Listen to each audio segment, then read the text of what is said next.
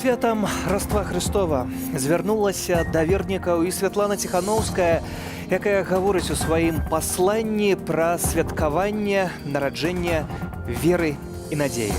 А ў малітве прапанавала ўзгадаць паплечнікаў і нават ворагаў, бо толькі так магчымы мірны дыялог, які так важны для кожнага беларуса. Беззаконне, гвалт, пераслед, звальненне. Святлана Ціханаўская выказала веру, што наступнае Раство мы сустрэнем у такой Беларусі, дзе ўсе гэта будзе немагчыма. Вітаю гаспадарства, Сергей Падсасонны, жывы эфір, студыя Белсат. Застаньцеся з намі.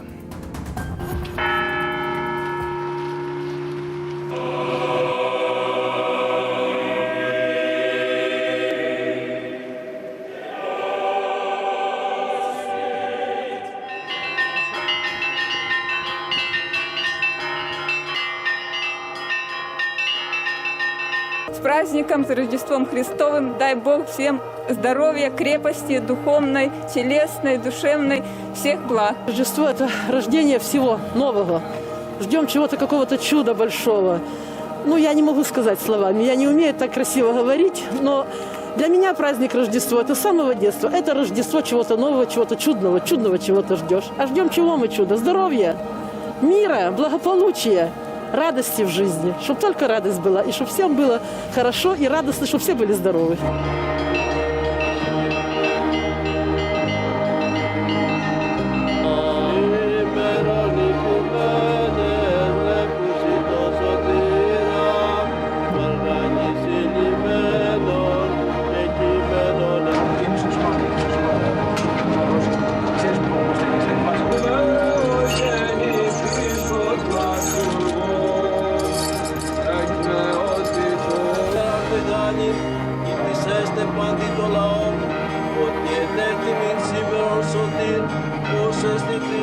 Здоровья, в первую очередь, добра, любви, чтобы были люди добрее. Значит, жить в новой Беларуси. Свободной, чтобы я мог высказать вам свое мнение. Не боясь, что меня там дубинкой греют. Чтобы больше было добра, радости в жизни, благополучия и мира.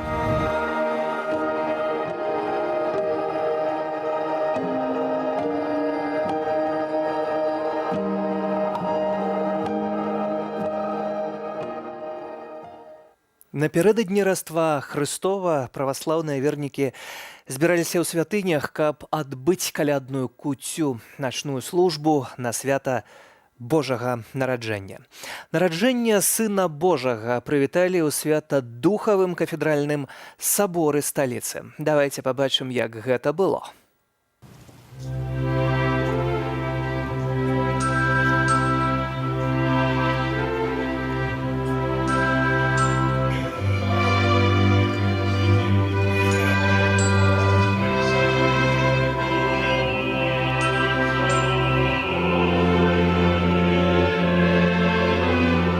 Единение, это душевное равновесие, спокойствие.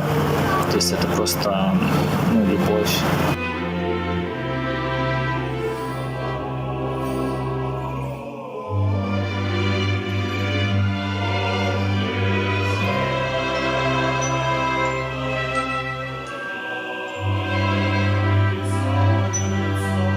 Самое, наверное, главное – это то, что пришло спасение на землю, пришел Христос, и весь мир осветил своим пришествием.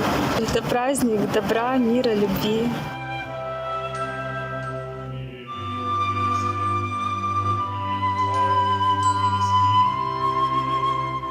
Когда-то в один прекрасный момент своей жизни мы ощущаем это внутри себя, как рождается Христос, как Он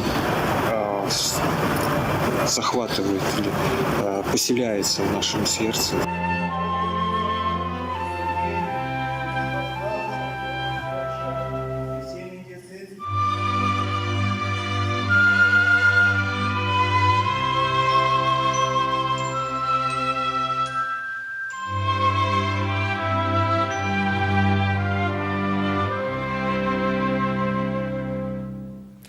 Усе мы праводзім гэтыя святы ў чаканні цудаў, любові ды яднання. І апытаныя намі жыхары сталіцы толькі пацвярджаюць гэта і распавядаюць, што значыць для іх такое свята Божага нараджэння.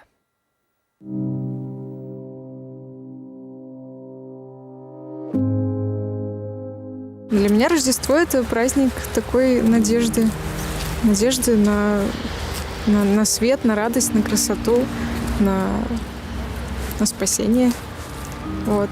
Поэтому, конечно же, очень хотелось прийти в храм, побыть, помолиться, увидеть, стать немножко причастной этой красоте. Я ожидаю любви, понимания среди людей. Христиане должны смотреть не на то, что нас разъединяет, а на то, что нас объединяет.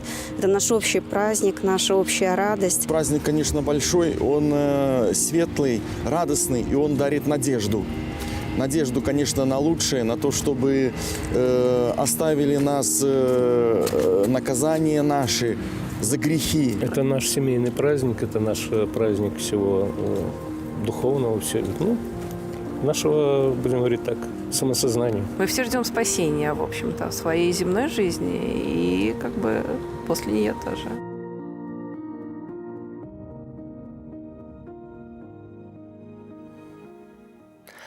А ўжо цяпер пра гэты важны дзень паразмаўляем з доктарам сакральнай тэалогіі, філосафкай Ірына Дубянецкая з намі на сувязі. Вітаю вас. Добрый вечер. Спадарыня Ірына, што для вас свята Раства? Для мяне свята Раства гэта як і для ўсёй нашай традыцыі. Это вялікае вельмі свята. Это во всей заходней, в сенсе европейской заходней традиции, это одно из самых улюбленных свят, это свято всей заходней культуры, это свято з нагоды Божага нараджэння, але таксама і вяртання святла, это новага салярнага цыклю, это просто вясёлае свята з велізарнай колькасцю традыцый і вельмі глыбокае, вельмі важнае свята для беларускай традыцыі, дзе яно набывае таксама нейкія свае характарыстыкі. В Беларуси, конечно, это уникальная ситуация, когда у нас Раство святкуется двойчы. У кожнай краіне это звычайна одна базовая дата, а у Беларуси это уже от вельмі давнага часу, это два розныя календары ідуць, два розныя календары. Нават беларусы гавораць часам, што вот ва ўсіх Христос нараджаецца аднойчы, а у нас двойчы. І у нас ёсць такое паняцце, як міжкалядны перыяд, якога няма нідзе. Гэта вельмі важнае свята, яно усталявалася, нараджэнне Христовае, як падчас зімовага сонцавароту, толькі ў 4 стагоддзі, у сярэдзіне 4 стагоддзя прыкладна. І яно было прывязанае вельмі моцна менавіта да гэтага свята вяртання святла, да даўных глыбокіх традыцый. Это з розных вельмі прычын так атрымалася, але гэта як бы атрымліваецца, што нараджаецца Бог дзіця, але ён жа адначасова Бог творца. Такі момант нараджаецца час у вечнасці. Нованароджаны ёсць тым, у кім мудрасць і досвед ад вечнага боства. Як бы старое, мудрае, вечнае, боскае робіць падарунак малому, чыстаму, нявіннаму. Сонца нараджаецца, але яно было заўсёды. Бог нараджаецца, але ён быў заўсёды. Кожнае імгненне новае, але яно заўсёды было, ёсць і будзе ў вечнасці.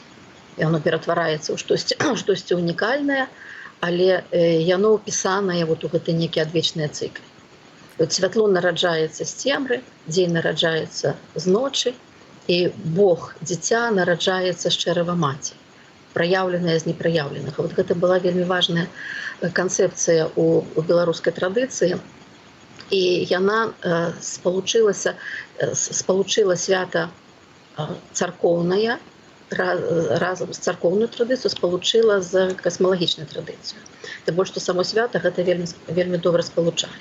Гэта пачатак цыклу з трох вялікіх свят, якія сапраўды пачынаюць новы час, пачынаюць новы перыяд, новую эпоху ў жыцці света. Па вялікім рахунку нараджаецца Бог-збаўца, і штогод яно святкуецца, таму што пачынаецца новы перыяд. І для людзей вельмі важна гэта належным чынам ушанаваць, належным чынам адзначыць з тым, каб тое, што наперадзе, таксама сталася тым, чым хацелі бы, каб сталася. Вось вот я чула некалькі разоў у вашых адказах людзей, вот што для іх хараство, вы казалі надзея. Вот гэта менавіта гэтае свята звязанае з надзеяй, таму што гэта пачатак. Таму што ад гэтага моманту штосьці пачнецца, але тое, што пачынаецца, яно нам не бачнае. Таму мы заўсёды ўкладаем у яго надзею, з вераю, надзею людзі сустракаюць гэтае свята. У Беларусі святкавалі гэты пярэдадзень калядаў, зваўся куццёй, і гэтых куццёў было 3. Першая куцця перад Раством, перад калядамі, это значит 24 снежня, другая перад святым Базылём, перад Новым годам, 31 снежня, і трэцяя, апошняя перад Вадохрышчам, значит, перад 6 студнем. І вот тут вельмі цікава ў Беларусі, вот учорашні дзень, 6 студня, это такі самы беларускі святочны дзень, тому што все супадае. Супадае беларуская ўсходняя традыцыя, это значыць апошняя куцця па грыгарыянскім календары і першая куцця па юліанскім календары, а таксама у лацінскай беларускай традыцыі на гэтае свята на 6 прыпадае 3 каралі. Таксама каляднае, свята каляднага перыяду, якое ў усходняй традыцыі супадае практычна вот з самім Роством Христовым.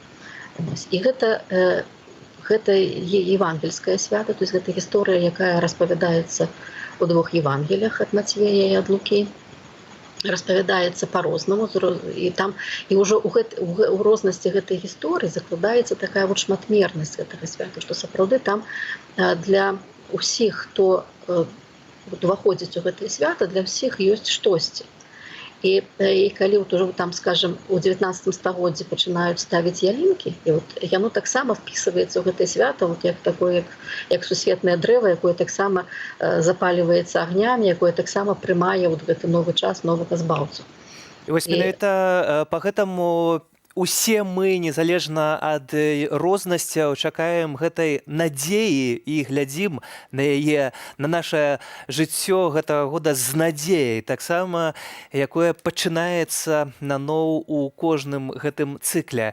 Дзякую вам за гэты каментарый. Ірына Дубянецкая, доктар сакральнай тэалогіі, філосафка, была з намі спадарства на сувязі, але таксама сёння вельмі складана гэтае свята аддзяліць ад палітыкі. І вось гэты момант абмяркуем з Пётрам Рудкоўскім, дырэктар БІС, з намі на сувязі. Вітаю вас. Добрый дзень. Спадару Пётра, сапраўды вось гэты палітычны аспект, ён хіба не можа сёння знікнуць з рэлігіі, тым больш, што нават сёння сам Александр Лукашенко з'явіўся разам з Веніамінам і гаварыў выключна палітычныя словы, якія, скажем, можа для некага не надта прыемныя. Не хочам мы, каб нашыя дзеці хадзілі ў лапцях і пад плёткай, кажа былы кіраўнік. Пры гэтым падаецца, што ўсё ж такі сам Александр Лукашенко давёў беларусаў да гэтых лапцей, а плёткамі б'юць ягоныя карнікі беларусаў сёння. Сам мітрапаліт Менскі Заслаўскі Веніамін асцярожны ў сваёй прамове, але ўсё ж такі побач з узурпатарам. Што б вы на гэта сказалі, як бы вы гэта пракаментавалі? Ці гэта не шкодзіць увогуле таму, як адбіраюць вернікі праваслаўную царкву сёння?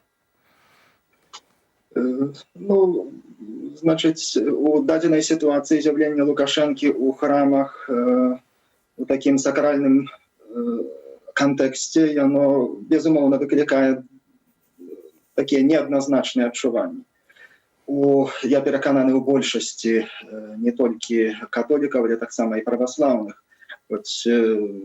Канешне, тут трэба падкрэсліць, што нейкая частка, амаль напэўна меншая частка з іх з'яўляюцца прыхільнікамі Лукашэнкі. Але кантэкст тут асабліва тым спецыфічны, што якраз учора ці пазаўчора выявілася, дзякуючы нашай ніве, што праваслаўная царква, нават праваслаўная царква ў лістападзе атрымала папярэджанне ад упаўнаважанага па справах рэлігіяў і нацыянальнасцяў, тады яшчэ быў Гуляка, што ў выпадку умешвання ў палітыку дзейнасць праваслаўнай царквы можа быць прыпынены. Вось менавіта, калі будзе другое папярэджанне, то можа быць прыпыненне нават дзейнасці праваслаўнай царквы. Што азначае гэты крок? Зрабіць царкву лаяльнай? Гэта такі, мэта хутчэй за ўсё была такая, што паставіць на месца, зрабіць яе больш лаяльнай. Толькі на працягу апошніх 4 ці 5 месяцаў такое вражанне, што беларускі рэжым і прыватнасці высокапастаўленыя чыноўнікі згубілі адчуванне рэальнасці, што некаторыя такія шугальніцкія крокі, яны амаль, напэўна, выклікаюць адваротны эфект. І гэта так ёсць у гэтым выпадку. Рэзананс, які пайшоў ад выяўлення вось гэтага дакумента, ён быў шырокі. Але зрэшты, нават калі і не выявілася, то ўсё роўна у колах высокапастаўленых праваслаўных іерархаў, у тым ліку і ў першую чаргу у Маскве пра гэта ведалі. А як гэта яшчэ атрымала грамадскую агалоску, то эфект намнога горшы для рэжыма, чым калі б такога дакумента не было. Я перакананы, што сённяшняе інтэрв'ю патрыярха Кірыла, там, дзе ён пазначыў на адрас беларускіх уладаў вельмі выразны пасыл выслаў, што мусяць, не могуць адкладваць у доўгую скрыню грамадска-палітычныя змены. Гэта пасыл даволі выразны. Але спадар Гундзяеў відавочна агучвае тое, што кажуць на Лубянцы. Чаго ў дадзеным выпадку, як вы мяркуеце, варта спадзявацца ад гэтых словаў і ад гэтай заявы? Гэта чарговы штуршок Масквы?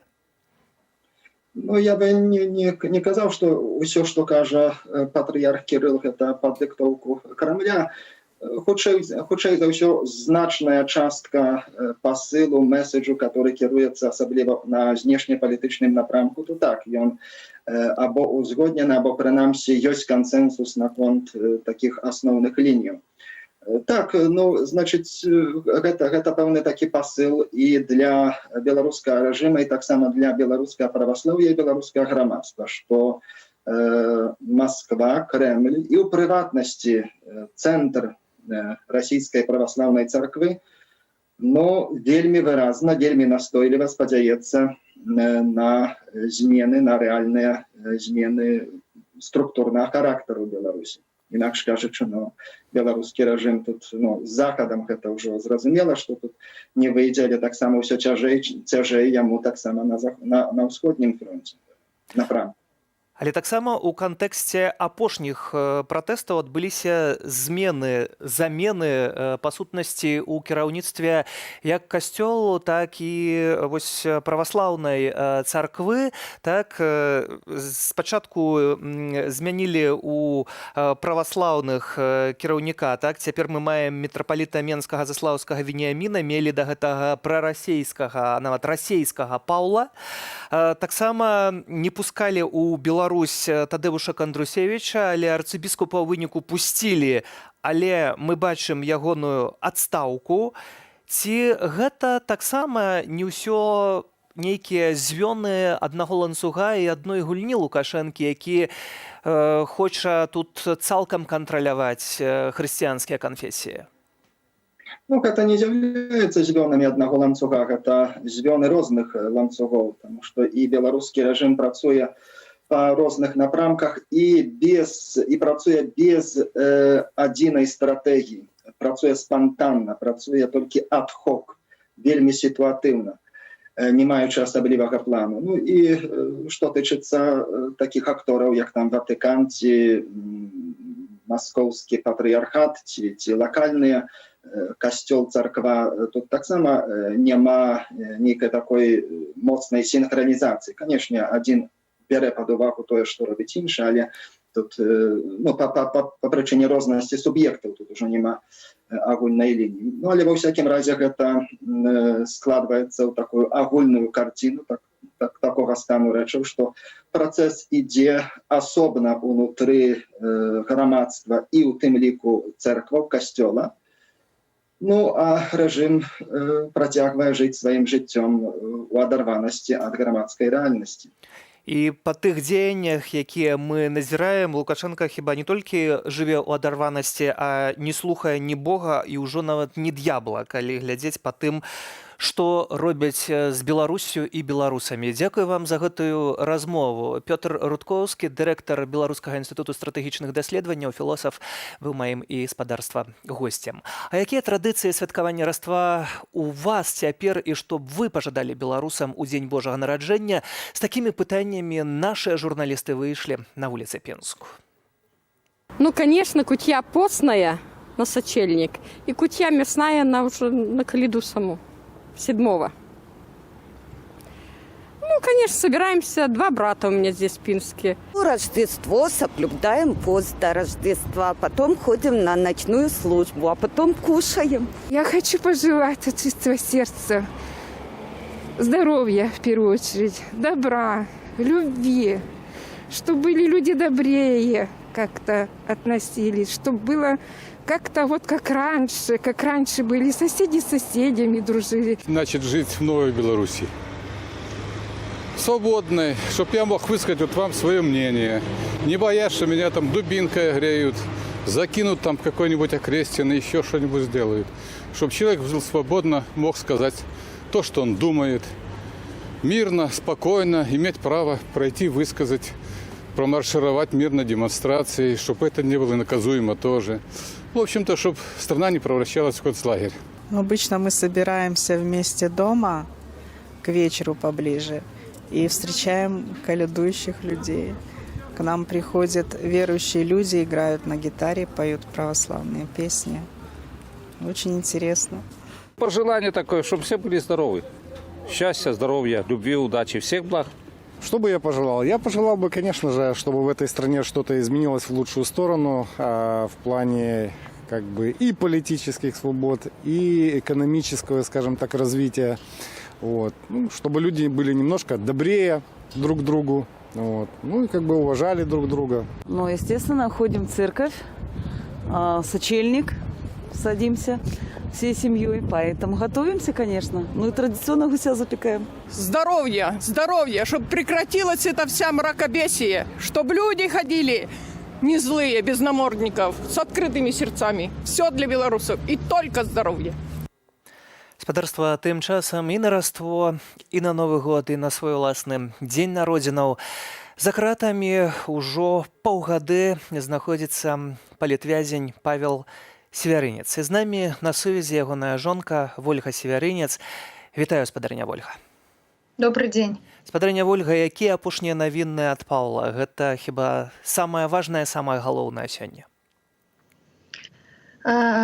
Асаблівых навін няма.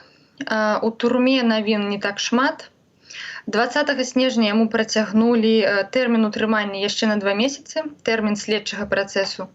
Але ніякіх следчых дзеянняў над ім не праводзяцца. Ну, яно як бы і зразумела, таму што там няма чаго праводзіць, это справа шытая белымі ніткамі.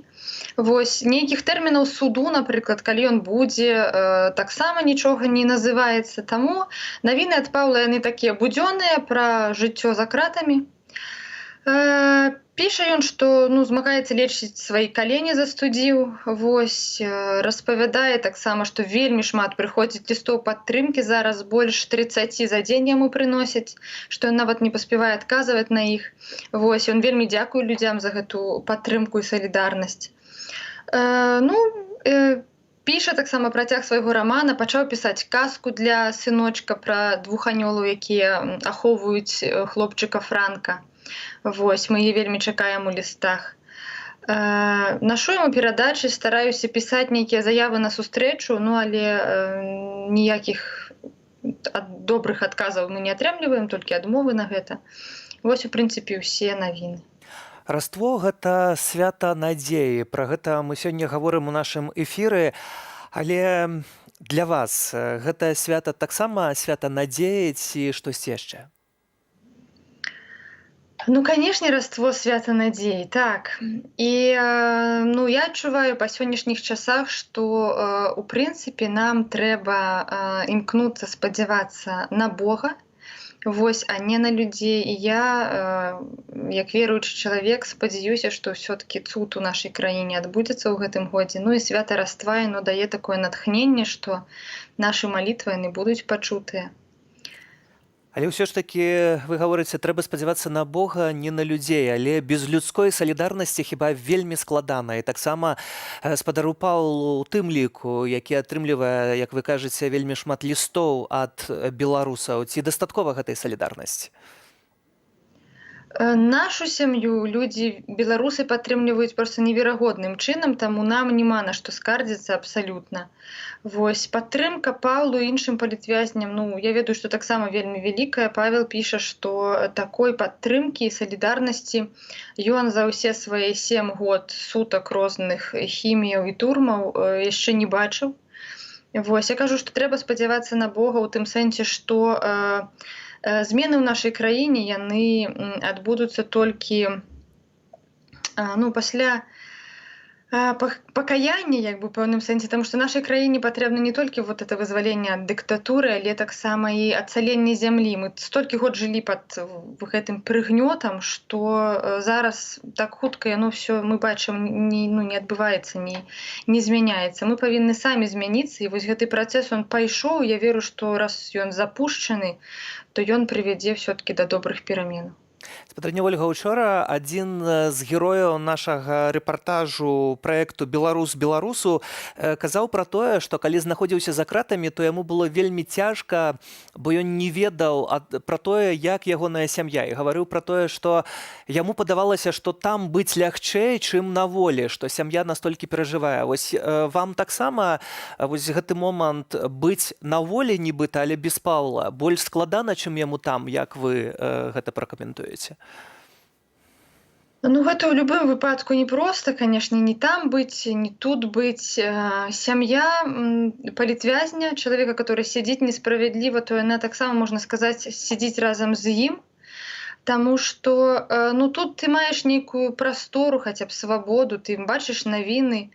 Вось, там за кратамі можа быць прасцей у плане побыта нейкага, бо ўсё звычайна, нічога звышнатуральнага не адбываецца.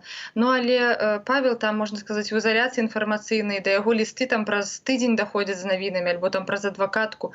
І ён слаба ўяўляе, што ўвогуле тут адбываецца, калі нейкая падзея значная адбылася, то ён пра яе даведаецца не хутка. Вось, яму ў гэтым плане цяжка, палітвязням цяжка ў плане інфармацыйным, яны там як у вакууме знаходзяцца.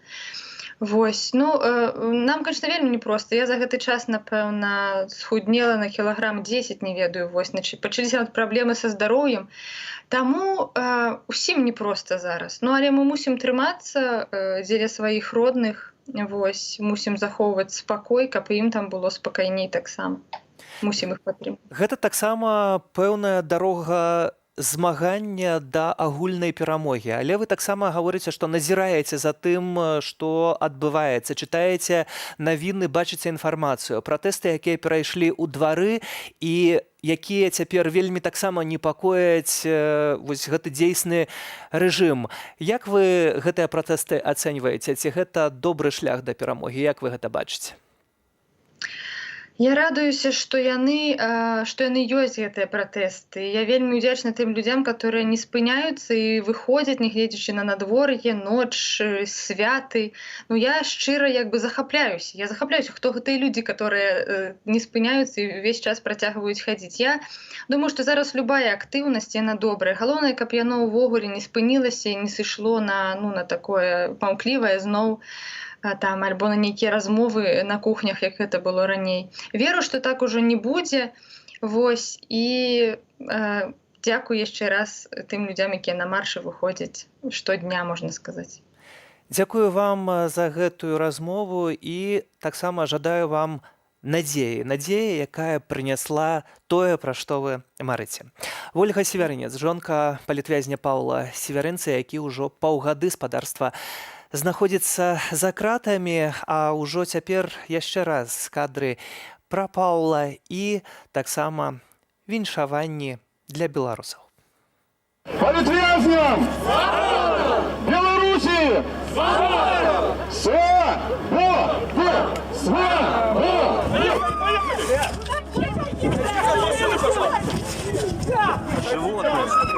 Нечеловечные умовы выкидывают на улицу голыми раницей. И мы вот тут стоим, а их там катують на самой справе. Катують.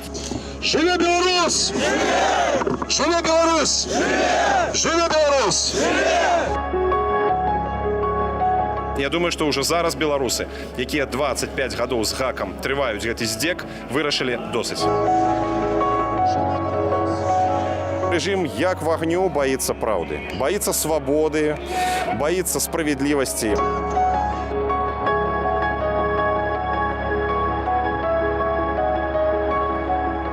Беларусаў душаць контрактамі, штрафамі, саджаюць у турмы за палітычныя перакананні. І у гэтым стане, у гэтым становішчы галоўнае, што павінна гучаць ад народа і беларускага дэмакратычнага руху, гэта адзінства. Бог адзіны. Бог адзіны. Беларусь сапраўды унікальная краіна ў гэтым плане. І ў Беларусі яднаецца ўсё тое, што раздзялялася калісьці ў Італіі, у Расіі, у Нямецчыне. Мы просто пакліканыя, як беларусы, мы пакліканыя яднаць у сабе тыя раздзяленні, якія адбываліся паўсюль. Не спі, будзіся, Христос нарадзіўся, з неба радасць прамяніцца, будзем весяліцца. Христос нарадзіўся. Славім яго. Пераносімся на момант у гарачы Вашынгтон. 4 загінулых, як мінімум 14 параненых паліцыянтаў і больш за 500 арыштаваных пратэстоўцаў. Сотні прыхільнікаў прэзідэнта Дональда Трампа ўварваліся ў Капітолій Злучаных Штатаў. Імкнучыся пераадолець паразу на выбарах, дэманстранты супрацьстаялі паліцыі ў калідорах і адцягвалі час зацверджання перамогі абранага прэзідэнта ад дэмакратычнай партыі Джо Байдена. Сёння быў цёмны дзень у гісторыі Капітолія ЗША, але дзякуючы імклівым намаганням паліцыі, федэральных, дзяржаўных і мясцовых праваахоўных органаў, гвалт быў спынены. Хаос разгарнуўся пасля таго, як днём напярэдадні прыхільнікі Дональда Трампа сабраліся каля будынку Капітолію, пратэстуючы супраць вынікаў выбараў у ЗША. У нейкі момант дэманстранты разбурылі блакады вакол будынку і штурмам узялі Капітолій. Адбыліся сутычкі, паліцыя ўжыла спецсродкі, у тым ліку слезацечны газ, светашумавыя гранаты і агнястрэльную зброю. На дапамогу праваахоўнікам скіравалі Нацгвардыю. А паседжанне абедзвюх палатаў Кангрэсу прыпынілі. У выніку пацярпелі як прыхільнікі дзеючага прэзідэнта Трампа, гэтак і супрацоўнікі паліцыі. Улады ўвялі ў Вашынгтоне і памежным штаце Вірджынія каменданцкую гадзіну на 15 дзён. Прыкладна на палову 4-й раніцы 7 студзеня Кангрэс у выніку зацвердзіў Байдена абраным прэзідэнтам ЗША. Ён уступіць на пасаду пасля інаўгурацыі 20 студзеня. А прапаганда ўжо пачала праводзіць паралелі паміж беспарадкамі ў ЗША і пратэстамі ў Беларусі. Аднак абсурднасць відавочная, бо ў Злучаных Штатах існуюць дэмакратычныя выбары, а галасы лічыла не Лідзія Ярмошына, і гэтым усё сказана.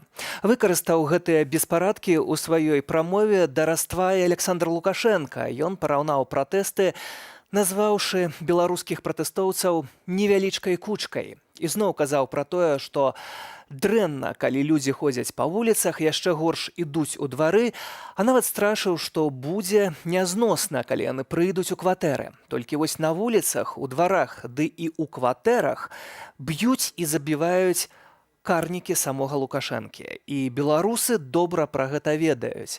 А вось спадарства, каб менш ведалі, пераследуюць незалежных журналістаў.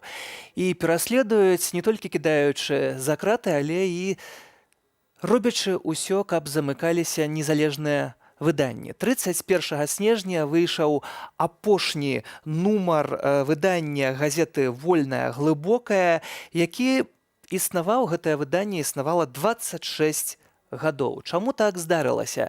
З намі на сувязі журналіст выдання Зміцер Лупач. Вітаю. Добрый вечер. Зміцер, чаму так адбылося? Чаму газета, якая, па сутнасці, аднагодка Александра Лукашэнкі пры ўладзе, знікае?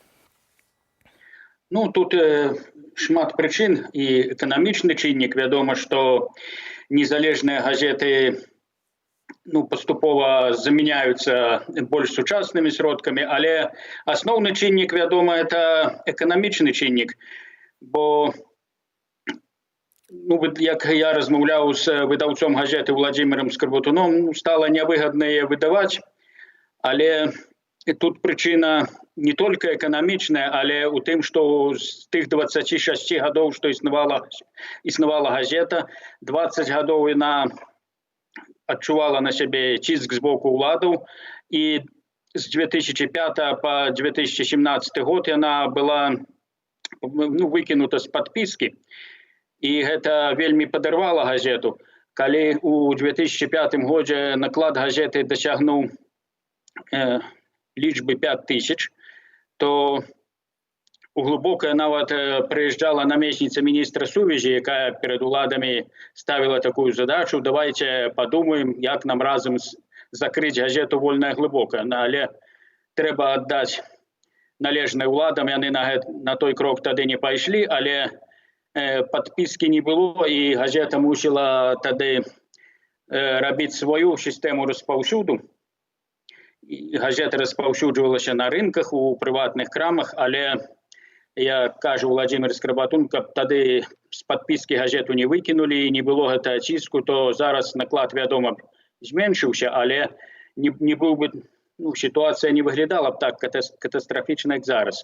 Бо апошнім часам газета выходзіла накладам 900 асобнікаў, апошні нумар выйшаў на гул 800. І тут яшчэ спрычынілася тое, што з-за каранавіруса былі некалькі месяцаў закрытыя рынкі, дзе вялікая частка газеты прадавалася. І больш буйны сталічны бізнес стаў у нас таксама пранікаць у крамы, і прыватныя крамы, дзе распаўсюджвалася газета, або закрываліся, або прадаваліся новым уласнікам, а новыя уласнікі, паколькі былі людзьмі не мясцовымі, ім газета была не патрэбна. І зараз папяровай версіі ўжо газеты не будзе. І плюс да таго, што асноўная маса людзей, чытачоў, былі ўжо людзі старэйшага веку, моладзь ужо газет не чытае. І нават на пенсіянераў улады ціснуць, бо калі галоўны рэдактар, размаўляючы з адной з пенсіянерак, яна паведаміла, што прыйшла на почту выпісаць газету і сказалі, што трэба выпісваць раёнку, паколькі дзяржава вам плаціць пенсію, бясплатна вас лечыць, то вы павінны падтрымліваць дзяржаву і мусіце выпісваць дзяржаўныя выданні. І апошнім часам у газеты заставалася там менш як 200 падпісчыкаў, і газету эканамічна стала невыгадна выдаваць. Але Зміцер, калі вось я слухаю, што пенсіянерка кажа пра тое, што яе нібыта змусілі падпісваць дзяржаўную прэсу, тое, што змушаюць там настаўнікаў падпісваць на дзяржаўныя газеты, падпісвацца там у школах, ёсць абавязковая падпіска, гэта яшчэ нейкім чынам зразумела, што можна ціснуць. Але як можна ціснуць на пенсіянераў? Ці можа проста сярод пенсіянераў няма запатрабавання на гэтую незалежную інфармацыю, ім і так добра? Можа, каму і добра. Вядома, на ўсіх не націснеш. Ёсць людзі, якія ўсё адно яе выпісвалі, але вялікая частка людзей, раз трэба так, у нас народ законапаслухмяны, калі так кажуць, то будзем рабіць так, ўсё роўна. І вось атрымалася такая сітуацыя. Але, на маю думку, ўсё ж гэтыя 26 гадоў не прайшлі дарэмна для Глубока, і дзякуючы гэтай газеце вось я таксама стаў журналістам, бо я супрацоўнічаў з газетай ад самага пачатку, як яна стала выдавацца, праўда, не як журналіст, но дапамагаў яе распаўсюджваць. І аднойчы недзе ў годзе 99-м, можа 2000-м, спадар Скарбатун мне прапанаваў, паспрабуй што напісаць. Я не памятаю нават, які мой быў першы артыкул, але мяне сказалі, што можаш пісаць, давай далей пішы. І адным з першых маіх артыкулаў быў той, як я ў 2000 годзе напісаў, каб людзі не ішлі на датэрміновае галасаванне, і за гэта атрымаў сваю тады такую ўзнагароду, як пракурорскае папярэджанне. Ну, такіх узнагародаў будзе вельмі шмат пазней, і у тым ліку будуць і суткі, Зміцер, але 26 гадоў існавання газеты няма, а вось 26 гадоў Александра Лукашэнкі ўсё ж такі працягваюцца. Рэвалюцыі не адбылося. Ці ўсё ж такі яшчэ апошняе слова не сказана? Не, ну, мы верым, што апошняе слова яшчэ не сказана, бо улада можа прытрымацца, допустим, год, ну, можа, 2, але што далей? Далей няма ніякай перспектывы. Я не ведаю, што гэтыя людзі думаюць, таму што, далей ўсё роўна патрэбна перамены. Ну, я яшчэ хацеў бы адзначыць, што, дзякуючы Вольнаму Глыбокаму выйшлі яшчэ іншыя журналісты, Тацяна Смоткіна, я яшчэ супрацоўнічаў ужо светлай памяці Яўген Самсонаў, Алесь Касцень. Ну і таксама і грамадзянская супольнасць, Ярослав Бернікович, краязнаўцы Кастуш Шыталь, Юрый Колбасіч і іншыя людзі. Это сталася магчымым усё дзякуючы таму, што існавала эта газета. Але разумею, што справа таксама яшчэ не скончаная, бо будзе інтэрнэт-версія хіба? Ну так, яна ўжо ў такім тэставым рэжыме працуе, і я сёння размаўляў з галоўным рэдактарам, ён сказаў, што яшчэ рана хаваць выданне. Вядома, газета, не папяровая версія, але інтэрнэт-версія газеты будзе.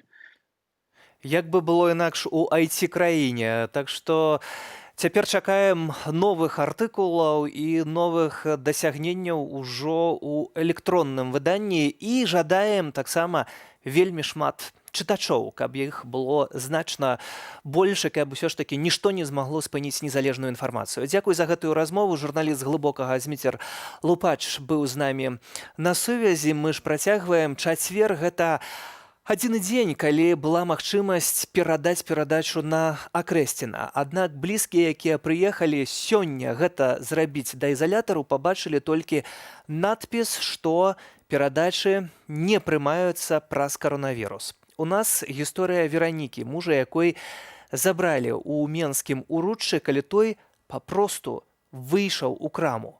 Мужчыну асудзілі па скайпе і далі 10 сотняў арышту. Человек в 9:30 вышел в магазин сходить, естественно, встретились с соседями, все знакомы, все молодые, в принципе, везде похожий возраст. Кто-то купил машину, там, о, привет, крутая, подошла еще пара, собралась 10 человек. Вторник, вечер, люди идут в магазин, с магазина, с детьми, с горок. Собралось 10 человек, смешно сказать, 10 человек. И то, что говорят, какая-то символика, не было никакой символики, близко. Это вторник, какая символика? 9 вечера, люди во дворе жилого дома. Я жду человека, жду мужа с магазина. В 22:00 уже телеграм-каналы говорят в новостях, что было задержание на Ложинской. Это с камер видеонаблюдения наших домов уже быстро собрали наши ребята камеры. Это просто на легковушках подъезжают на обычных городских машинах, легковые машины, то есть никаких милиция, то есть кто это, силовой...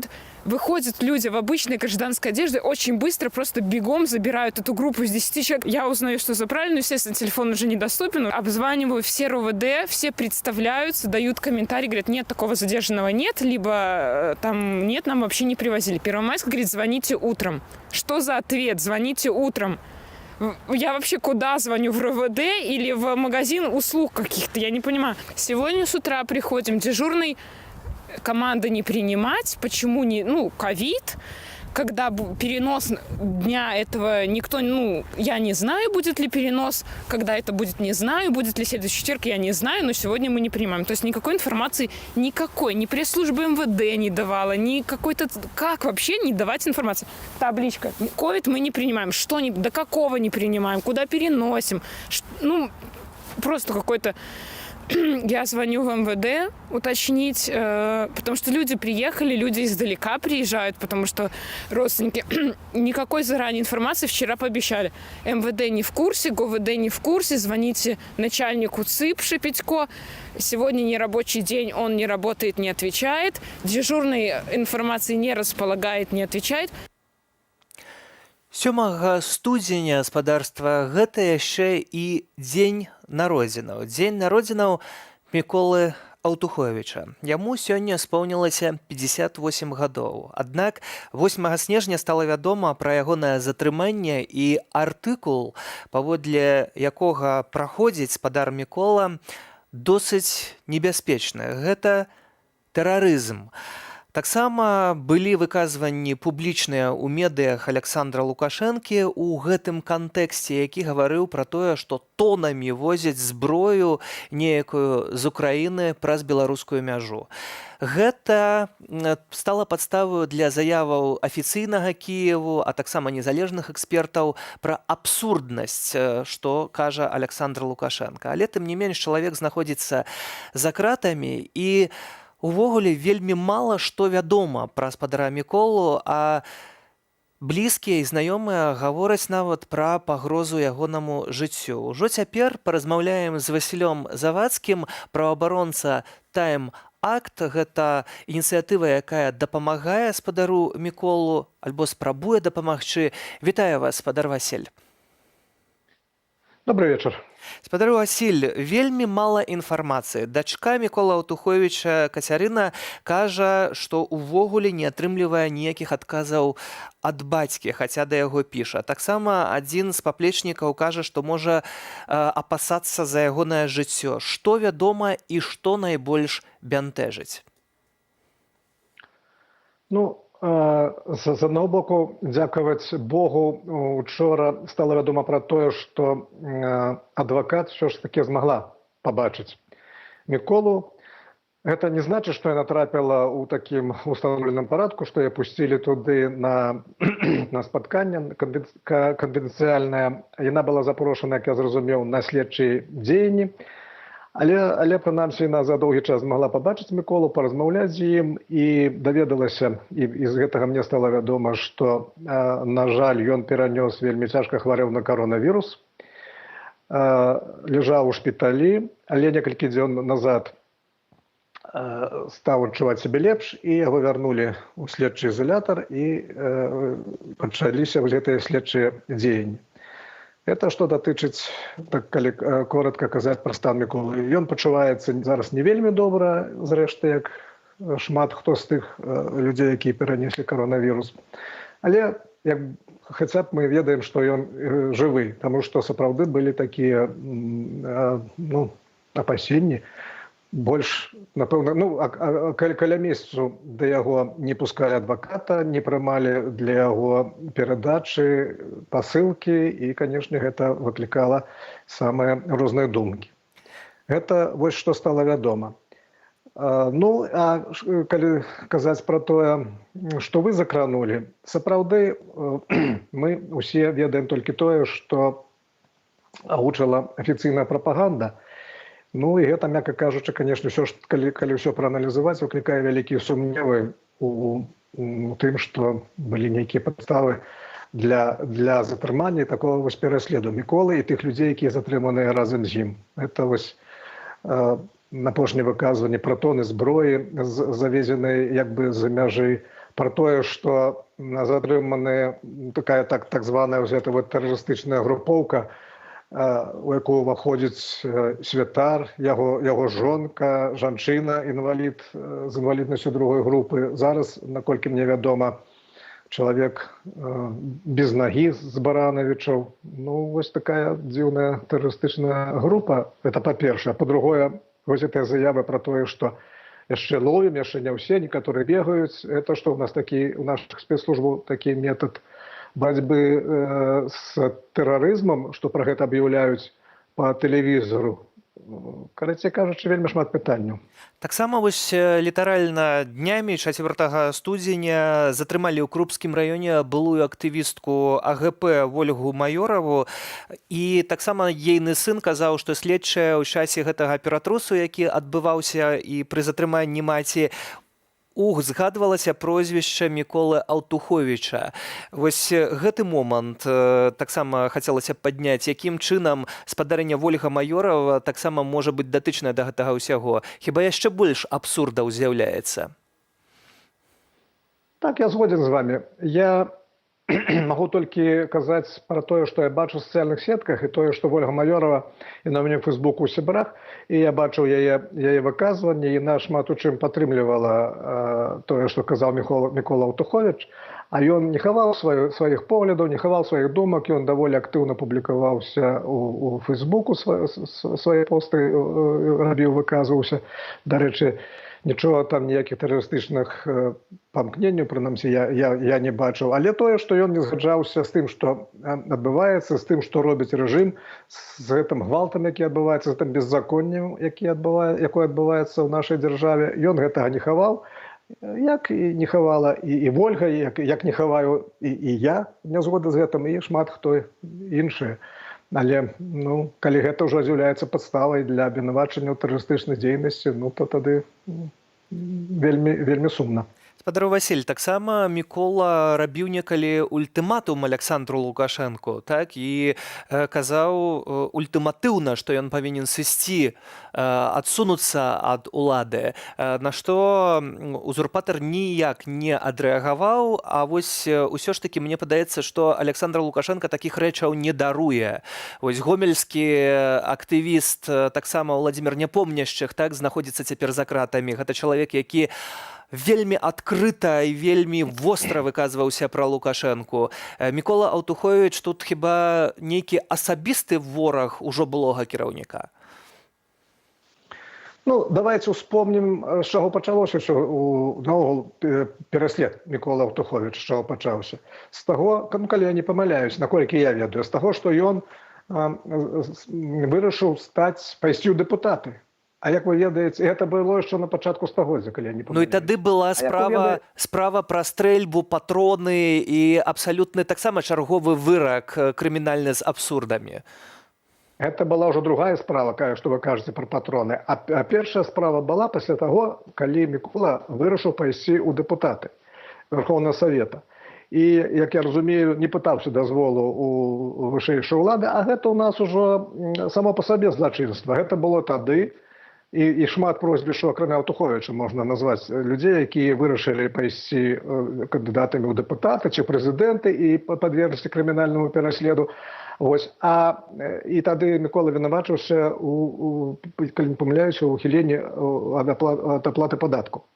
Гэта першая справа была. А потым яму ўжо адзін раз сапраўды, гэта другая справа была, спрабавалі абвінаваціць таксама, я не памятаю, якая там была фармулёўка, але можа нават у тэрарызме, бо гэты прокурор Сафаров, здаецца, прозвішча, які зараз сышоў з прокуратуры, ён прасіў суда 20 гадоў зняволення для Міколы. Правда, справа развалілася, яго тады так абвінавацілі усяго толькі ў захоўванні 5 патронаў, здаецца, але атрымаў ён амаль 5 гадоў зняволення за гэта. І адбываў гэтае зняволенне, але бачна, што вось гэтыя ўлады, гэты рэжым нічога не даруе і вельмі добрую памяць мае на кожнага, але ўсё ж такі там несплата падаткаў, гэтыя 5 патронаў, пра якія мы размаўляем, гэта крышачку іншае, бо тэрарызм – гэта артыкул, паводле якога пагражае смяротнае пакаранне, расстрэл у дадзеным выпадку. І вось тут самае галоўнае і самае небяспечнае. Што хочуць у дадзеным выпадку зрабіць? Нейкая спроба гучнай публічнай справы, што нікому нічога не даруецца? Паказны працэс? З майго пункту гледжання, у рэжыма зараз застаўся адзін інструмент. Ён выкарыстоўвае толькі адзін інструмент. Гэта страх запужвання грамадства. І ў гэтым кантэксце, мне здаецца, знаходзіцца і гэтая справа адносна Мікола Аўтуховіча. Я так думаю, мой пункт гледжання такі, што рэжыму зараз трэба паказаць, што вось ён мае нейкія асновы, нейкія падставы казаць пра тое, што там планаваўся нейкі гвалт. Бо вы бачыце, усе гэтыя выступленні ў Беларусі, яны зусім мірныя, абсалютна мірныя. Колькі ўжо разоў спрабавалі разгайдаць гэта, і я лічу, што з боку якраз рэжыму ідзе вот это спробы перавесці это ў гвалтоўнае рэчышча. І таму, лічу, гэта якраз укладваецца ў эту карціну, што трэба паказаць, што вот нейкія людзі, яны ўсё ж такі нешта рабілі гвалтоўнае і планавалі ў далейшым рабіць. Я лічу, што гэта такі план. Што датычыць паказаць адкрыты працэс, мы паглядзім, як далей будуць развівацца падзеі. ёсць вялікія сумневы і што это будзе адкрыты працэс. Не ведаю, канешне, паглядзім, час пакажа. Таксама вяртаючыся на 10 гадоў назад, калі таксама былі пратэставыя настроі дастаткова моцныя, у 2011 годзе здарыўся выбух у менскім метро. Сёння з'яўляюцца такія сведчанні, якія гавораць пра тое, што за гэтым усім стаялі спецслужбы, хаця пра гэта ўвесь час гаварылі шэраг экспертаў. І такім чынам застрашвалася грамадства. Таксама чалавек ад гэтых службаў, які цяпер знаходзіцца за мяжой, гаворыць пра тое, што мае доказы, што тыя людзі, якіх расстралялі па гэтай гучнай справе тэрарызм, былі невінаватыя, а выбухоўку закладалі не пад лаўку, а ўнутр платформы, пра што сведчыць вось гэты выбух, які адбыўся. І вось гэтыя моманты, якія паказваюць твар рэжыма для шырокай грамадскасці, не толькі для вузкага кола, яны вельмі насцярожваюць, што вось вы гаворыце, ці будзе гэта паказны працэс, ці не паказны працэс. Усё ж такі вялікі страх узнікае, каб не зрабілі са спадарамі колы такую ахвяру для таго, каб абараняць сябе, бо рэжым хіба бароніцца самымі рознымі спосабамі. У мяне ёсць такія апасенні, і яны знаходзяцца ў такім кантэксце, што я, наколькі я ведаю Міколу, ён такі чалавек адказны вельмі, і найперш непакоіцца за тое, каб з яго не пацярпелі іншыя людзі. І таму я схільны разглядаць тое, што вось разам з ім затрымалі такіх людзей, якія вельмі ўразлівыя. Гэта людзі хворыя, гэта сям'я святара і гэтак далей. Я думаю, што это, з майго пункту гледжання, это яшчэ такі дадатковы псіхалагічны ціск на Міколу для таго, каб ён нешта узяў на сябе нейкую віну. Я ўжо пра гэта пісаў, што калі, напэўна, гады 2 ці 1,5 гада назад, калі Мікола расказваў пра тое, што яму спрабавалі падкінуць наркотыкі, ён мне казаў пра тое, што калі б знайшлі гэтыя наркотыкі, сапраўды, калі б это ўдалася правакацыя, то ён бы вымушаны. Кажу, як ты, цябе відавочна тады б затрымалі, і гэта была б, абвінавацілі, хутчэй это ўсё ўлічваючы ўсе акалічнасці. Ён адказаў, а як я магу, са мной жа разам іншыя людзі, што ж яны тады будуць, калі невядома чые наркотыкі, значыць усіх будуць трымаць у следчым изолятары. І на жаль, канешне, мы бачым, што рэжым гатовы на ўсё, паказвае тое, што не мае ніякіх межаў, ніякіх абмежаванняў. Але у гэты дзень, у дзень раства і у дзень народзінаў спадара Міколы, будзем спадзявацца, што вось гэты дзень надзеі прынясе ўсім неякае збаўленне. Дзякую вам за гэтую размову. Васіль Завадскі, праваабаронца Time Act з Менску, быў з намі на відэасувязі. Мы, спадарства, абавязкова будзем сачыць за гэтай справай. Напрыканцы нашага выдання накіруемся ў месца, з якога ўсё пачалося, Бэтлеем. Менавіта там, у Пячоры, і нарадзіўся, паводле Бібліі, Христос. Узгадваю, спадарства, як 2 гады таму сам там працаваў у ноч вячэрні ў базіліцы нараджэння Христова ў Палестыне. Было там мноства вернікаў і турыстаў, але сёлета зусім іншая карціна. Перашкодзіў сабрацца каронавірус, аднак не адбыцца служба не магла. Пакідаю з тым, што адбывалася ў Бэтлееме. Для вас працаваў Сергей Падсасонны. Добрага вечара, наколькі гэта магчыма, да сустрэчы ў эфірах. يتضرع أن يصعد إليك فينجو إن هيرودس تحقق من المجوس Σήμερον Παρθένος τίτητον δεσπότης εν τον ενάδρα Σήμερον ποιμένες βλέπουσι τον σωτήρα σπαργάνης ηλυμένων بالنحين قوة نمنو تسلوس أكتالي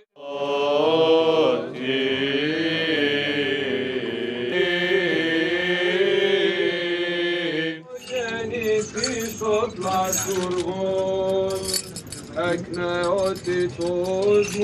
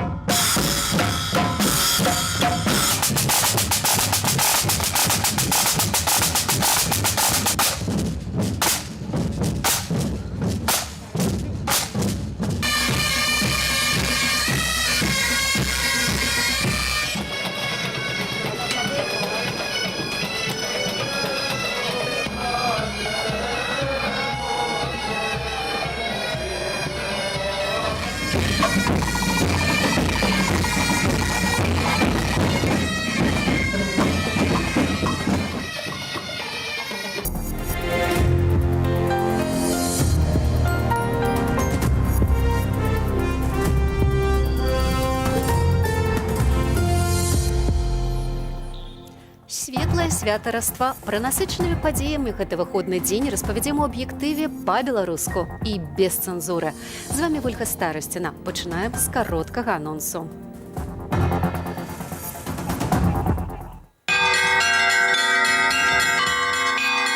Православные верники святкуют Рождество. Это душевный праздник, это единение с Богом. Православный атеист у храме сыпал погрозами. Мы должны все вместе собраться и образумить тех, кто сегодня этого не понимает. 200 годов за кратами. Это край. Ну, конечно, да, мы уже поняли, что в Беларуси дна нет, и пробивать его можно бесконечно. Мы ніколі не здамося і ніколі не саступім. Штурм Капітолія. Што далей? Сцены хаосу ў Капітоліі не адлюстроўваюць сапраўдную Амерыку. З нараджэннем Хрыстовым віншуюць адно аднаго праваслаўныя вернікі. Беларускі экзархат адзначае адно з галоўных царкоўных святаў паводле юліянскага календара. Адсюль дата 7 студзеня. Як прайшлі святочныя набажэнствы ў розных гарадах Беларусі, распавядзе Анастасія Русецкая. Нарадзіўся збаўца. Праваслаўныя вернікі святкуюць Рождество Христовае, адно з найважнейшых хрысціянскіх святаў. Паводле Евангелія Ісус нарадзіўся ў сям'і Іосіфа і Марыі ў Віфлееме, куды святое сямейства выправілася незадоўга да ягонага нараджэння. Урачыстыя набажэнствы ў праваслаўных храмах Беларусі распачаліся ў ноч на 7 студзеня. Пришло спасение на землю, пришел Христос, и весь мир осветил свое пришествие. Рождение Христа, наверное, в жизни каждого человека – это особый день, потому что мы не только Рождество отмечаем, мы когда-то в один прекрасный момент своей жизни мы ощущаем это внутри себя, как рождается Христос. Это душевный праздник, это единение с Богом, это возможность проверить свои мысли, свою душу, очиститься.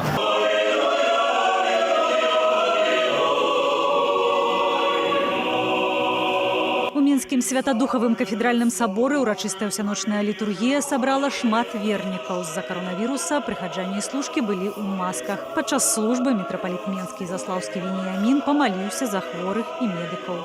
Многие из наших братьев и сестер из-за вредоносного поветрия лишены ныне возможности посещать храм.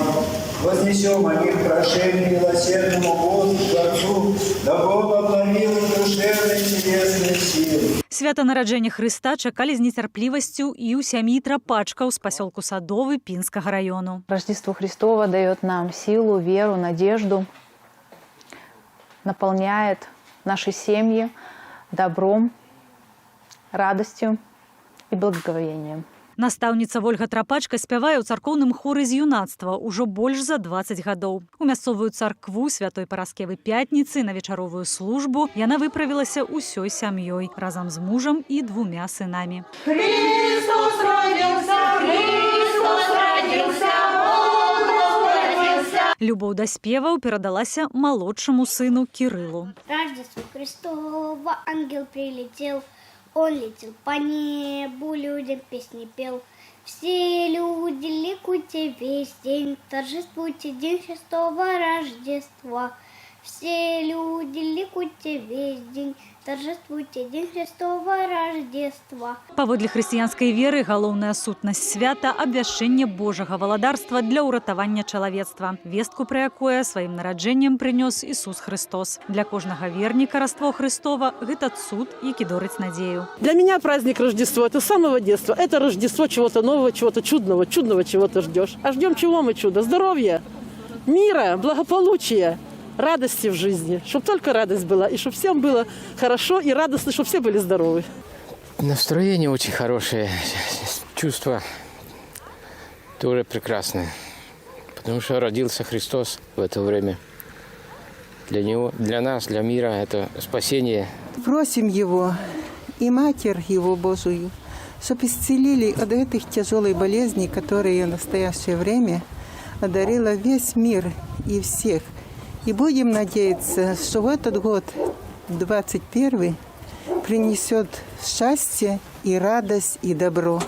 Слава Богу за все. Святочныя службы ў беларускіх цэрквах працягнуцца да вадохрышча. Анастасія Русецкая, Белсад. Нам трэба ўзяць у рукі галаву і падумаць пра нашу будучыню. Менавіта ў гэты святы дзень ён адтуль папярэджвае нас. Гэтак Лукашенко павіншаваў праваслаўных з раством. Яшчэ учора ўлады пагражалі пазбавіць праваслаўную царкву юрыдычнага статуса, але ўжо сёння Лукашенко запальвае свечкі ў храме і выказвае свае пажаданні. Я человек мирный, но я не могу допустить, чтобы моя президентская жизнь закончилась тем, чтобы кто-то пришел сюда и вот так открыто разрушил эту нашу обитель. Павіншавала праваслаўных вернікаў і Святлана Ціханаўская, згадаўшы падзеі ўжо гэтага года.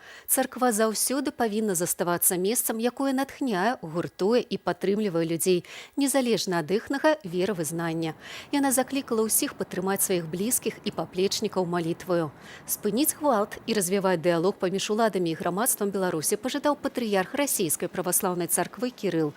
Праз каляднае інтэрв'ю тэлеканалу «Расія-1». Усе пытанні трэба развязваць мірна, лічыць ён. Проста фабрыка рэпрэсіяў. За няпоўныя 5 месяцаў летась былі затрыманыя больш за 25 000 чалавек. Агулам яны правялі за кратамі больш як 227 гадоў і выплацілі дзяржаве амаль $700 000 штрафаў. Вынікі пасля выбарчага перыяду падвялі праваабарончы цэнтр «Вясна» і Ігар Станкевіч. Орехи, сухофрукты, изюм. Ежы, вопратка, сродкі гігіены. Гэтыя рэчы Вераніка прывезла мужу ў ізалятар на Акрэсціна. Увечары 5 студзеня ён выйшаў па хлеб і не вярнуўся. Яго затрымалі каля дому ва ўручы падчас аблавы. Чацвер адзіны дзень на тыдзень, калі ў ізалятары прымаюць перадачы для зняволеных. Аднак сёння прыём адмянілі, нібыта з-за ковіду. Это край. Ну, конечно, да, мы уже поняли, что в Беларуси дна нет, и пробивать его можно бесконечно, но хоть где-то цепляться внизу можно, какие-то скалы должны, ну, вот точки останова, ну, потому что это просто беспредел. Паводле праваабаронцаў, пасля затрыманняў 5 студзеня адбыліся 26 судовых паседжанняў. Справы 9 чалавек з-за нізкай якасці падрыхтоўкі суды адправілі на дапрацоўванне ў РУС. Тым часам саміх затрыманых не адпусцілі. Міліцыянты могуць іх утрымліваць 72 гадзіны. Шмат таких выпадков, когда людей затрымліваюць на 72 гадзіны, это 3 суток, а потом суд вырашае пакараць яго штрафам. І фактычна чалавек атрымлівае двойное пакаранне. Між тым, блізу 20 удзельнікаў маршу мудрасці, які адбыўся 14 снежня, атрымалі пазовы ў суды. Тады за карагод каля елкі затрымалі каля сотні чалавек. Пасля некалькі гадзінаў у РУС большасць адпусцілі. 4 чалавекі трапілі на Акрэсціна, былі асуджаны і пакараныя штрафамі. Я думаю, что вот это вот подлость ихняя. Вот они хоть так, но подленько, чтобы сидели дома и молчали. Праваабарончы цэнтр «Вясна» склаў статыстыку пратэстаў. За няпоўныя 5 паслявыбарчых месяцаў па ўсёй Беларусі былі затрыманы звыш 25 000 асобаў. Больш за 1000 з іх затрыманыя двойчы ці тройчы. Беларускія суды агулам вынеслі амаль 7 000 пастановаў аб арыштах і 4 000 аб штрафах. Папярэджанняў было ўсяго 87, а спыненых справаў каля 20. Агулам беларусы правялі за кратамі каля 83 000 содняў.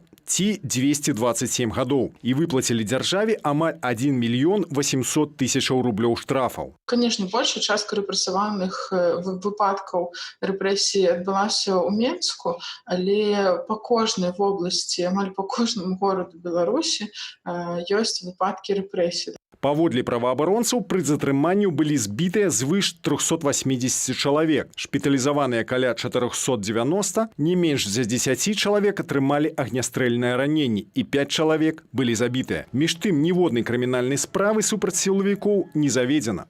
Гэта жахлівыя лічбы, і яны вельмі добра адлюстроўваюць маштабы і пратэстаў, якія зараз адбываюцца ў Беларусі, і маштабы рэпрэсій, якія адбываюцца ў дачыненні да людзей. Крымінальныя справы заведзеныя і на нашых калегаў, журналістак Кацярыну Андрэеву, Дар'ю Чульцову, Кацярыну Барысевіч. Іх і яшчэ 166 чалавек праваабаронцы прызналі палізняволенымі.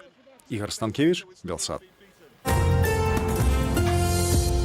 Кангрэс ЗША канчаткова зацвердзіў перамогу на прэзідэнцкіх выбарах Джо Байдена, а Дональда Трампа можа чакаць імпічмент.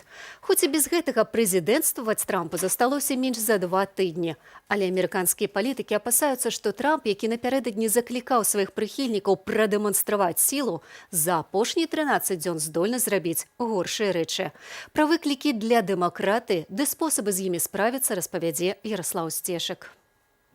Нічога падобнага ў Вашынгтоне не здаралася больш за 200 гадоў, з моманту, калі будынак Капітолію захапілі войскі Брытанскай імперіі. На гэты раз Кангрэс штурмавалі амерыканскія грамадзяне, самыя гарачыя прыхільнікі Дональда Трампа. 45-й прэзідэнт не мог пагадзіцца, што па ўсіх паказніках прайграў выбары, таму з адмысловай трыбуны заклікаў іх дзейнічаць, ісці да Капітолію. Мы ніколі не здамося і ніколі не саступім. Гэтага не будзе. Вы не саступаеце, калі справа датычыць крадзяжу. У Кангрэсе ішло паседжанне, якое мела канчаткова сертыфікаваць вынікі складанай сістэмы прэзідэнцкіх выбараў і агульнае галасаванне, і галасы калегіі электараў, і тое, што ні адзін з незалежных судоў не пацвердзіў маштабу парушэнняў, пра якія казала каманда Трампа. Але калі трампісты прарвалі паліцэйскія заслоны, паседжанне Кангрэсу прыпынілі. Заканадаўцаў эвакуявалі з будынку ў адмысловае сховішча. Сцэны хаосу ў Капітоліі не адлюстроўваюць сапраўдную Амерыку, не прадстаўляюць таго, кім мы ёсць. Мы бачым невялікую купку экстрэмістаў, прыхільнікаў беззаконня. Гэта не іншадумства, гэта хаос, які мяжуе з міцяжом. Таму я заклікаю гэты натоўп адступіць і даць дэмакратыі рухацца наперад. Нацыянальная гвардыя дапамагла паліцыі са спазненнем, калі атрымала загад ад віцэ-прэзідэнта Майка Пенса. Дональд Трамп не аддаваў загаду спыніць беспарадкі. Сярод самых агрэсіўных нападнікаў журналісты апазналі лідараў праварадыкальных рухаў, а таксама рухаў прыхільнікаў тэорыі змовы, якія, напрыклад, распаўсюджваюць інфармацыю, што ліберальныя палітыкі п'юць кроў дзяцей. У выніку беспарадкаў загінулі 4 асобы. З паўсотні затрыманых 5 чалавек арыштавалі за нелегальнае нашэнне зброі. 26 арыштаў адбылося на тэрыторыі Капітолію. Таксама былі знойдзеныя 2 самаробныя трубкавыя бомбы. Адна ў Нацыянальным камітэце дэмакратычнай партыі, другая ў Нацыянальным камітэце рэспубліканскай партыі. У аўтамабільным кулеры знайшлі даўгарульную зброю і кактэйлі Молатава. Гэта ўсё таксама было на тэрыторыі Капітолію. Заканадаўцы вярнуліся на працоўныя месцы. Кангрэс аднавіў слуханне і ўжо ў ноч на чацвер канчаткова пацвердзіў перамогу Джо Байдена. Вынікі галасавання за прэзідэнта наступныя. Джозеф Байден атрымаў 306 галасоў калегіі электараў, Дональд Трамп 232. Галасы за віцэ-прэзідэнта наступныя. Камала Гаррыс атрымала 306 галасоў электараў, Майкл Пенс 232 галасы. Дональд Трамп не прызнаў паразу, але заклікаў сваіх прыхільнікаў спыніць пратэсты. Гэтыя выбары былі сфальсіфікаваныя, але мы не можам гуляць на руку гэтым людзям. У нас мір. Таму ідзі дадому. Мы цябе любім. Ты вельмі асаблівы. На знак пратэсту супраць крызісу, выкліканага дзеяннямі Трампа, не менш за 7 высокапастаўленых чыноўнікаў з ягонай каманды падалі ў адстаўку. Гэта сімвалічныя крокі, бо ўжо 20 студзеня адбудзецца інаўгурацыя Джо Байдена. Ярослаў Сцешык, Белсат. Адныя вераць у гаючую сілу гэтай крыніцы, іншыя прыязджаюць, каб проста набраць крыштальна чыстай вады. Але гэтак было да нядаўняга часу, пакуль каля крыніцы не з'явілася звалка небяспечнага смецця. Пра тое, як жывая вада ператвараецца ў мёртвую, рэпартаж Хрысціны Чарняўскай. Я просто тоже верю в это. Я хочу, чтобы эта вода была чище и чище дальше. Распавядае Еўген Фільмонаў, каардынатар зялёнага дазору па Гарадзенскай вобласці падчас прыбірання смецця ў рачулцы ля мікрараёну з прыватнаю забудоваю ў горадні. Яшчэ год таму увосень актывіст заўважыў тут несанкцыянаваны сметнік побытавых адкідаў. Картина удручающая. Местные жители безрассудно, бытовые отходы, мусор, шифер, который содержит такие опасные вещества, как асбест, они сбрасывали это все в воду, сбрасывали это все в районе самого родника. Найбольшую занепакоенасць актывісту выклікае тое, што за некалькі метраў ніжэй па цячэнні існуе унікальнае месца, да якога прыязджаюць людзі з усяго гораду, верачы ў надзвычайную сілу вады. Гэта адна з 6 крыніц у ваколіцах былой вёскі Солы, вада з якой яшчэ застаецца прыдатнай для піцця. І нават у ёй экалагічныя актывісты фіксуюць нязначнае превышэнне нітратаў. Праверыў крыніцу каардынатар экалагічнай ініцыятывы з дапамогаю тэст-палоскі, якая выкрыла наяўнасць у вадзе нітратаў. Тады Яўген заняўся пошукам імавернай крыніцы забруджвання, ды і зладзіў інфармацыйную кампанію сярод мясцовых жыхароў. Аднак, калі плёну гэта не прынесла, звярнуўся ў адпаведныя дзяржаўныя органы. Были написаны обращения в городской областной комитет природоохраны, были обращения написаны в Центр эпидемиологии. Вот. Ну и были получены от них ответы о том, что комитет природоохраны выписал предписание тем, кто являлся владельцем, так скажем, удобрений, лежащих совсем не там, где им нужно. Гарадзенскі занальны цэнтр гігіены і эпідэміялогіі заўпэўніў, што пробы вады адпавядаюць гігіенічным нарматывам, а гной дасюль так і не прыбралі.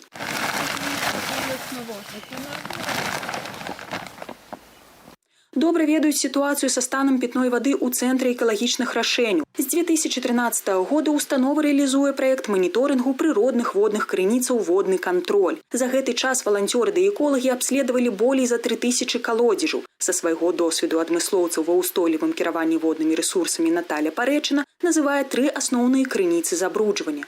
Гэта гаспадарка надворная, и туалеты, и хлевы, и огород.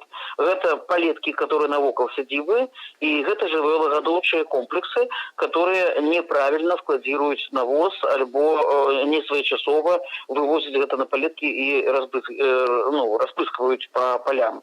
Пасля прыбірання гарадзенскія актывісты намераныя надалі звяртацца ў дзяржаўныя органы, каб развязаць праблему забруджвання крыніцы побытавымі адкідамі. Бо іначай, зазначае Яўген, горад можа страціць гэты унікальны водны аб'ект. Хрысціна Чарняўская, Белсад. Раство паводле юліянскага календару адзначаюць сёння ў шмат якіх кутках свету. І ў кожнай краіне свае асаблівасці. І шмат дзе праз каронавірус з'явіліся новаўвядзенні. Пра тое, дзе і як святкуюць Божае нараджэнне, распавядзе Каця Малей. Вифлеем – город вядомы як месца нараджэння Ісуса. Звычайна тут збіраюцца 1000 турыстаў і вернікаў з усяго свету. Сёлета ж за каронавірусных абмежаванняў галоўную плошчу не пазнаць. Патрыярх Иерусалимскі Феафіл III узначаліў святочную імшу у закрытай царкве без натоўпу вернікаў. Шчаслівага і здаровага года ўсім людзям у свеце з гораду Вифлеему. Мы спадзяемся, што гэты год будзе добрым, поўным радасці, шчасця і захавае нас ад хваробаў. Падобныя абмежаванні і ў Егіпце. Копцкім праваслаўным хрысціянам забаранілі наведваць імшу ў саборах праз захады ў барацьбе з каронавірусам. Царква адмяніла ўрачыстасці і дазволіла абмежаванай колькасці святароў праводзіць богаслужэнні. Кіраўнік егіпцкіх копцкіх праваслаўных хрысціянаў папа Тавадрас II адслужыў імшу ў манастыры Анба-Бішой у пустыннай даліне. У Расіі выглядае на тое, што праваслаўныя вернікі падчас набажэнстваў забыліся пра пандэмію і масава збіраліся ля церкваў. Я не опасалась, потому что есть Бог, Он нас всех бережет. Я верю в Бога.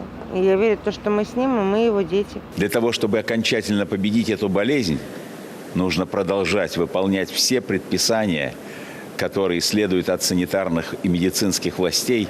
Нужно быть очень осторожными, но одновременно нужно помнить, что и это испытание, столь нелегкое для нашего народа, пройдет. У сербскім Белградзе у храме святога Савы сабраліся вернікі на абрад бадняк – спальвання каляднага палена. Раство увасабляе і дае нам надзею на лепшае заўтра. Калі сем'і збіраюцца разам, яны даруюць і забываюць усё дрэннае, што здарылася, і спадзяюцца на лепшае ў будучыні. Алена з Палтавы святочныя стравы на калядную вячэру гатуе паводле бабулінага рэцэпту. Згодна з традыцыяй, у гэты вечар на стале павінна быць 12 постных страваў. Галоўнае з іх куця і ўзвар сухафруктаў. Гатовую куцю кладуць побач з дэдухам, кампазіцыяй з пшанічнай саломы, якая сімвалізуе багацце. Са з'яўленнем першай зоркі ўся сям'я мае сабрацца за сталом. Хай святкує з вами вся ваша родина. а тут сенс. Сэнс у тым, каб за сталом сабралася ўся сям'я, каб убачыць кожнага, пагаварыць з кожным. Як ты перажыў год, пажадаць усім на наступны год пражыць яшчэ лепш у багаці, у дабрані і міры, любові, гармоніі ды згодзе з сабой і сям'ёй. З Ватыкану папа рымскі Францішак паслаў свае добрыя зычэнні ды памаліўся за ўсіх, хто сёння адзначае Раство. Им я перадаю свое самое сардэчнае пожаданне святого нараджэння у святле Хрыста, нашага міру і надзеі. Паводле традыцыі, святкуючы каляды, трэба думаць толькі пра добрае і забыцца пра ўсё дрэннае. А яшчэ папрасіць прабачэння ва ўсіх, каго вольна ці мімаволі пакрыўдзіў. Катя Малей, Белсад. 12 наступных пасля Раства дзён называюць каляднымі святкамі. Гэта дні радасці ды весялосці, чаго дымя рэдакцыя аб'ектыву і зыча спадарству. Хай гэтая пара будзе светлая, спакойная і прыемная.